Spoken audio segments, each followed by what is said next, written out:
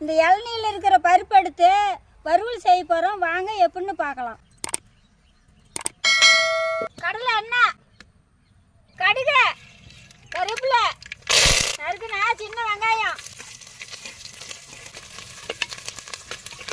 மஞ்சத்தூள், மிளகாய் தூள், கறி மசாலா தூள், தூள் உப்பு நல்லா வணங்கிச்சு. தேங்காய் பருப்பு கொட்டிக்கலாம்.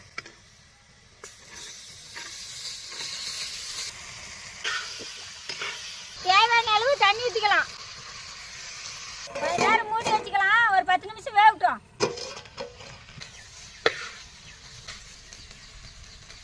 பருப்பு வந்துக்குச்சு. கொத்தமல்லி தழை போட்டு அரைக்கலாம். சரி, சாப்பிடுங்கப்பா.